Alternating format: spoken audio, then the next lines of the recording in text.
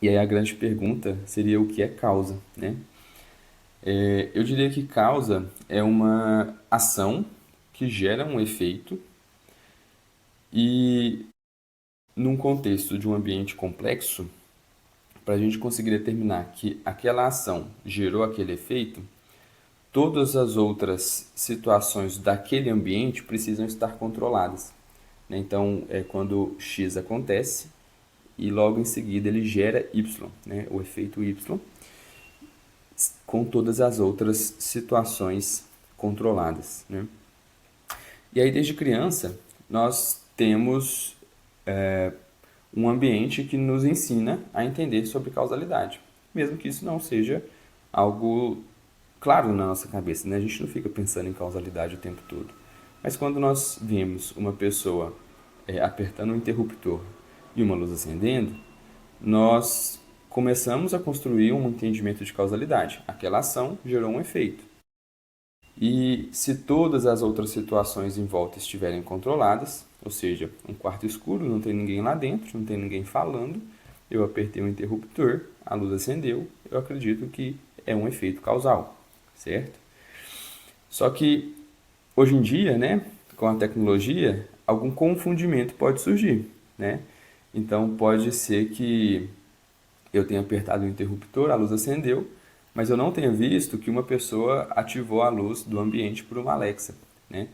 E isso acontece em serviços de saúde, em desenhos, né, de estudo em saúde, que é o de confundimento. Então, às vezes, nós olhamos para uma relação, uma correlação, né, um evento acontecendo, em seguida, né, com uma relação temporal clara, em seguida, um efeito aparecendo, né, então, uma ação gerando um efeito, só que nem sempre as outras situações do ambiente estão controladas. Isso pode gerar confundimento, né? Que é o que eu representei aqui para vocês com essa lâmpada acendendo aí, a gente não sabendo se foi do interruptor, se foi da Alexa que ativou uma luz, né, que teria essa possibilidade. Então, confundimento é uma coisa que acontece nos estudos em saúde e é uma coisa que nós temos que buscar entender, principalmente quando a gente está falando de estudos analíticos, diferença causal, para saber se ele está presente ou não, se eu posso determinar a causalidade naquela correlação que eu estou observando. E aí outra coisa, né, que também pode acontecer nos estudos de saúde, quando a gente está falando de inferência causal, é a presença de um colisor. E aqui, classicamente, estamos falando do, uh, do viés de seleção, né? Aqui, possivelmente, um viés de seleção imigratório. Então, o colisor é aquela variável, aquela informação que ela pode tanto gerar a exposição quanto gerar o desfecho. E isso vai acontecer em diversos cenários. Eu vou exemplificar aqui para vocês um deles, que é a pobreza se relacionando com o tabagismo e com as doenças. Então, nós sabemos que pessoas com menor condição socioeconômica fumam mais. E nós sabemos que por essas condições de pobreza, baixa infraestrutura, menor acesso a saneamento básico, menor acesso a serviços de saúde, esses pacientes adoecem mais. Então, a pobreza é um colisor. E aí, como é que a gente poderia observar isso num estudo em saúde? Tabagismo causa doença.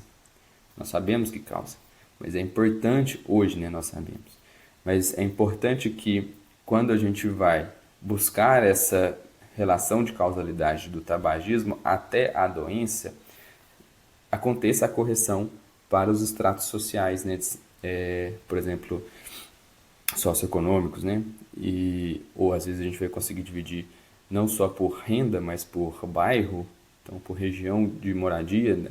A gente sabe que muitas cidades têm regiões mais pobres, regiões mais ricas. Então, para definir a relação de tabagismo com doenças, é importante que nós façamos essa correção, né? Buscamos, né, ao analisar o estudo, saber se o estudo foi corrigido por fatores socioeconômicos, porque senão a gente pode estar amplificando essa, essa percepção de efeito por um viés de seleção imigratório. E aí, essas são as ferramentas que a gente vai usar para corrigir, algumas delas, né? Restrição, pareamento, regressão, estratificação, ajuste por scores de propensão, Acho que não cabe destrinchar isso aqui hoje, mas é só para mostrar para vocês que o exercício que nós temos que fazer ao analisar um estudo de inferência causal, né? Os dois grandes modificadores, né, dificultadores da identificação da inferência causal sendo o confundimento e os colisores. E aqui algumas estratégias que a gente usa para corrigir eles.